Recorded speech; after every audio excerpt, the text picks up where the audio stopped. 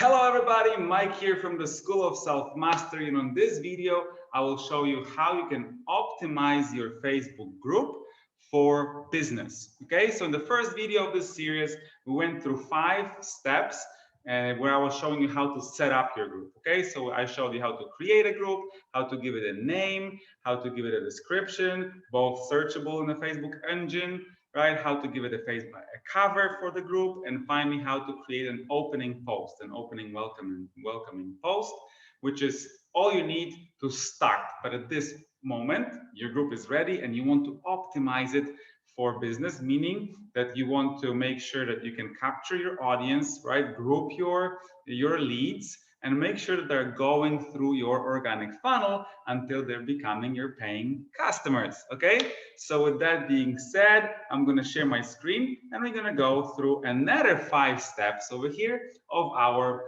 optimizing framework. Okay, super exciting. So now look guys, in this framework we're going to go through these points, and as I did that the last time as well, I'm just going to show it to you step by step. I'm going to implement this whole thing one by one. So it's not just theory, but you can actually walk through this whole thing together with me and do it for your own group. Okay, step by step. So here we go. The 3 things that I wanted to share with you before we go through the steps are: have clear goal in mind what you actually want to offer to these people. Okay, because you can have a group and then you can have a business plan. You need to have a clear sales strategy. And if you don't have the sales strategy, well, the best possible way to get it is to go and join One Funnel Way Challenge with us, right? And then you're going to have that strategy that you can implement on Facebook for free. Okay, and we can show you how to do this. Now, if you already have it, perfect. That means you did all the good steps. Right now, the second thing I wanted to share is less is more. Don't overcomplicate it, and then don't try to put everything you got into one group. Okay, make it focused on one thing that you're teaching or one thing that you're offering, and then if you have more to offer, then that can be on the other group. Right, it doesn't have to be your only group that you're going to run, but focus on one first. Right, make it work and then expand to other groups. Okay, make sense? So now the last thing, it's just one piece of a puzzle. The group is a one piece of a puzzle. So same thing. Don't think that you will put everything on this group. This group is a piece of your organic funnel, right? So you'll be nurturing your audience within this group, but then later on, you'll also need elements outside of Facebook like Messenger and email, or your other group, the paid group that will be your members area. Or you can also deliver stuff through Zoom. Okay, so with that being said, let's start with the points. Okay, and we're going to go through it quite fast, but you can always stop the video and start implementing together with me. Okay, so I'm assuming that you already have your group set up. If not, then go back to the first video and go through these 5 steps that I gave you there.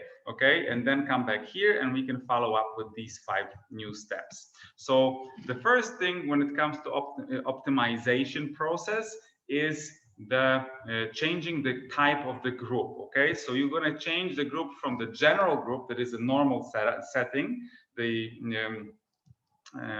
when you're starting the group, and you want to create a social learning group. And I'm going to go to my group to show you the example. This is our group for One Funnel Way Challenge SOS support team. Okay, many of you are probably already in it. Okay, and if not, then I definitely suggest to join that. Now look, if I'm going to go to group settings, you see on the left side, I go to settings, I click settings, and then I'm going to scroll a little bit down to find this group type. Now, if I click this little pencil, normally when you set up your group, the default mode is a general. The group is general. So you're going to have to click this over here and create and turn your group into social learning group. Now, what it gives you the extra tabs on your group. So I'm going to click back to home, and you see on top of your group over here, you see these tabs: about, discussion, guides, announcements, room topics, and more, right? If your group is general, you don't have these guides over here and a few tabs, right? So that these guides are important for our social learning group. and for our business purposes, we want these guides here, okay? Because it will allow us to find things easier inside your group, okay? So with that being said, we got the first point done. That was quick, right? That was easy. So I hope you did that. If not, then stop the video and do it. Okay, then the second point over here is the membership questions. Now this is super, super important because this is the sort of like the first stage of capturing your audience or grouping your audience inside your Facebook group. Okay, so I'm going to go back to my Facebook to show you where you do that. Okay, so the same thing on this left side, you're going to have these membership questions, right? 1, 2, 3, tab number 3. I click over here. Now I already have my questions over here. If you don't have, it's a new group. You're not going to have these questions here, but you're going to have a button that allows you to create these questions. Now you only can create 3.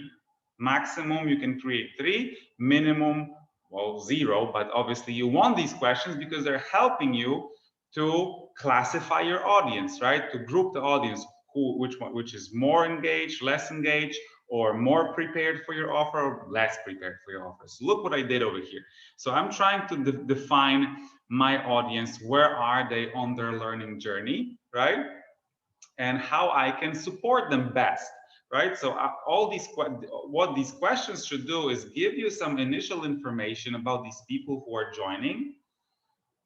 What are they struggling with, and what are their goals, right? Also, you can ask them, for example, how long they're doing it, or somehow with a very like smooth way, ask them for their current resources, right? Because obviously you're not going to propose someone a big like a high ticket offer if you know that they're just like starting the business, right? So make sure that these questions are giving you some information that will help you manage these audiences later, right? So what I did over here is, how many times did you join OFA challenge, right? And I'm actually, you can give them a chance to just to tick, right, a box, or it can be an answer, like a written answer, right? You will see that there are different options over there. I like boxes because it's just easy to classify this audience later on, right? So I can see who is total new to OFA challenge, who already did that, who is a veteran, right, and so on and so on. So it gives me some information. I also see who is already a ClickFunnels user and who is not, right?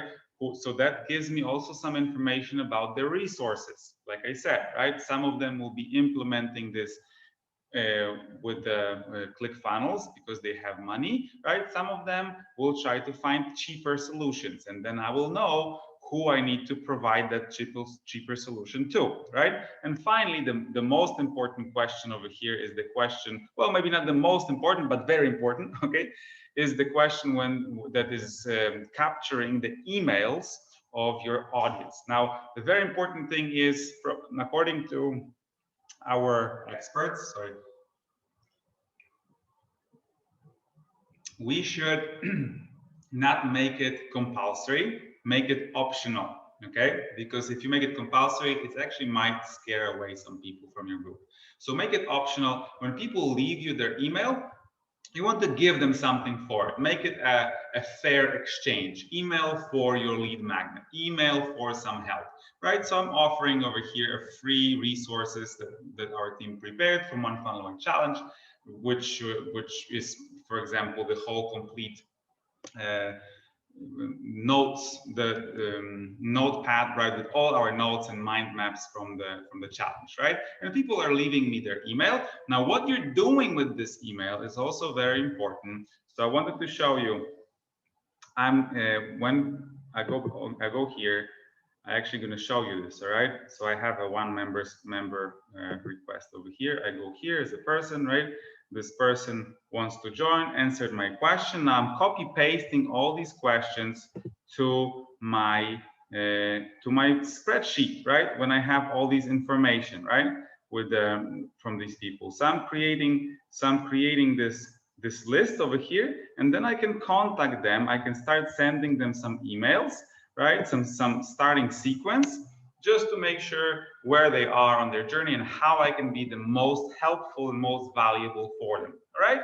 So this is pretty much how you're doing it. A very important thing to remember is that once you approve this person, once you click this approve button over here, you will never see these questions again.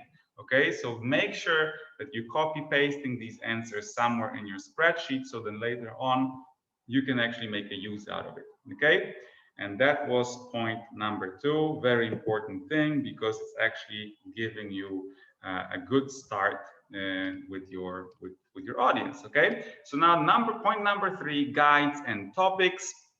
Now we're going back to our group in a second, but what you want to do is upload your lead magnet and free resources there so people can get it from there as well. Your value videos, your organized like modules, if you have something like that, some information that you want them to see, and that will bring value to your audience, right? So instead of having everything in one long thread where it's very difficult to find anything, right? After a while, especially, right? When you have like hundreds of videos and posts over here.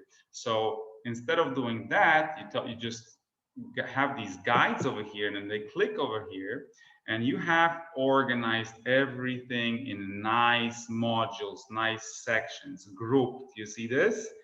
These are all the videos from the One Funnel Away Challenge, the summary videos from each day. If people need some specific information, they just come here. Oh, I forgot how to do the sell more through how to do the OTO, right? Or how to connect and integrate my funnel or whatever else. And they have a very quick and easy access over here to my value videos related with my topic, obviously, right? Same will be for you. And obviously the first one over here is my lead magnet, right? One Funnel Away keynotes, or they can grab it from here as well. Okay, so these are super cool ways. Now it's even the guides of Facebook even allows you to do the quizzes, right? So when you're providing your course, for example, through this, you can actually even assess the knowledge of your participants, which is super amazing, right? So that's about the guides. You also have topics. So topics, for example, can be related with some common threads, right? Like let's say the wins or the questions, the obstacles. So you can just put a hashtag on it, and then when people go to the topics, they can see like a couple different hashtags over here if they want to find some specific posts inside your group related with a very with a very specific thing, right? So that's the point number 3. Now point number 4, group rules. Okay, now what at the beginning is not that important, right? You can pretty much just go to group rules and just choose. You have it over here, by the way, right on the left side, group rules. So you can create a rule right over here, and you can choose a rule from the list that the Facebook is suggesting. You can tweak it a little bit, so it gives the title, and then it gives the little description. Right at the beginning, I just suggest to use like 1-2 rules from here. Don't put too many rules. Now later on, you're going to tweak those rules and make them your own. You can see that for me right now, I didn't even set it up yet because this group is quite new. It only has 75 members as far, yeah, 75 members. So once this group is going to be around 100 members, I will make these rules a little bit more specific, and then every time I double the amount of people inside my group, so for example, I'm going to have 200 and then 400 and then 800 and so on, I will sort of like change these rules into essential agreements. So instead of me telling people what is allowed and what is not allowed, I'd rather ask them what they think we should do, how we should run this group so it will bring the most value to everyone. That makes sense, right? So because at the end of the day, the group is not for you, the group is for your customers. So you ask them what they need and how they want to utilize this group so they feel good, so they want to come back.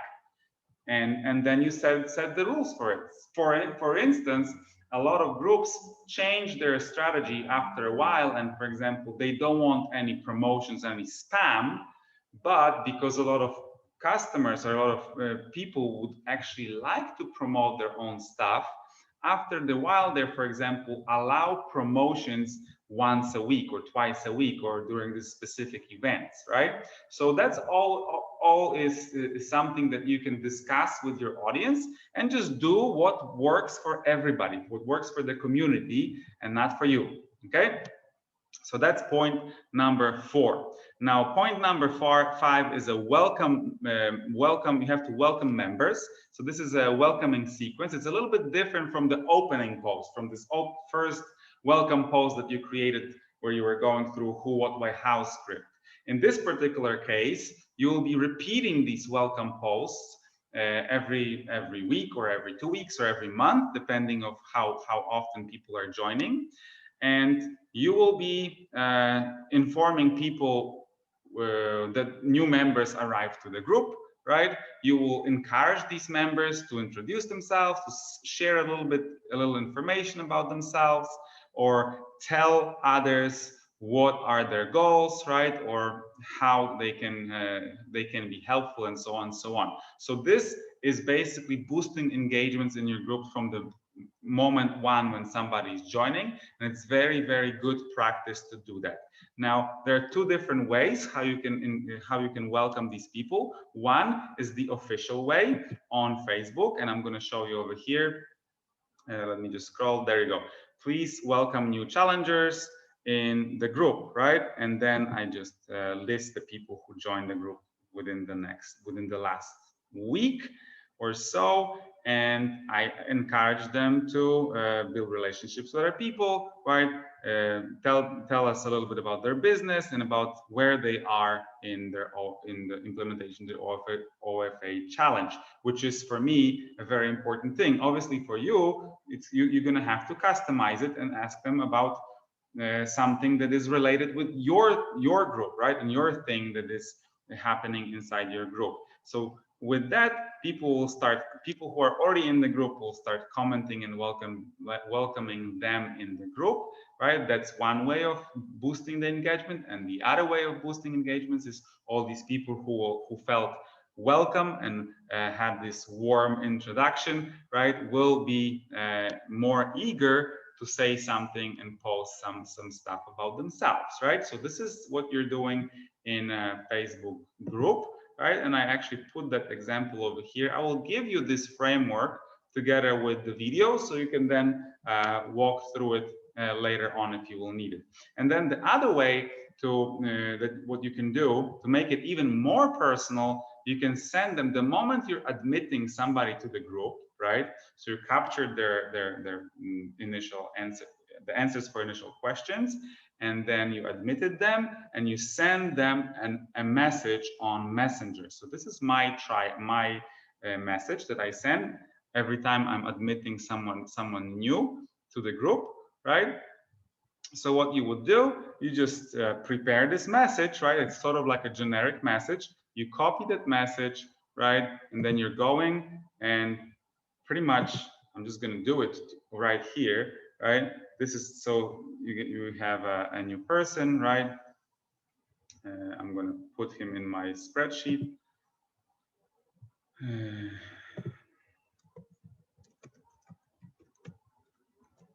Okay, I'm going to capture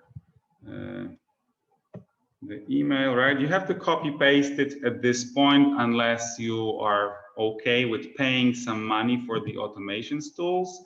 That's going to be like at least $50 a month for something that will allow you to automate this process. So at the beginning stages, I don't really recommend that.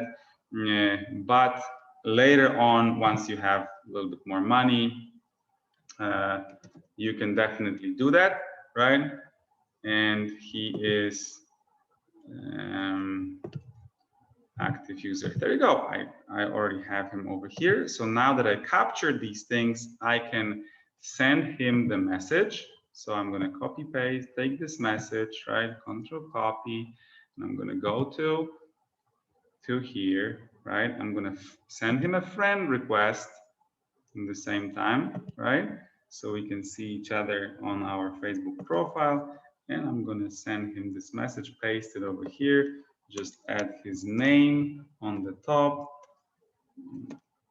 and that's it. The message is sent, and he will now feel nice when he joined this group, and I approve him. You see, these questions are disappearing. You will never see them again, right? That's what I said.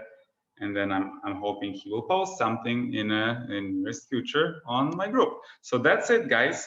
We went through the whole 5 stages of 5 next points of optimizing your group for business. Now, if you're gonna do these 5 extra steps, I promise you it's gonna be so much easier for you to actually generate these first clients. But I will still deliver you one more session about the group, where I will present you some growth tips, right, that will allow you to actually maximize the benefits from having your group on Facebook. So with that being said, stay tuned for another video, and please implement, let me know how it goes and how your groups are growing. Take care, everybody.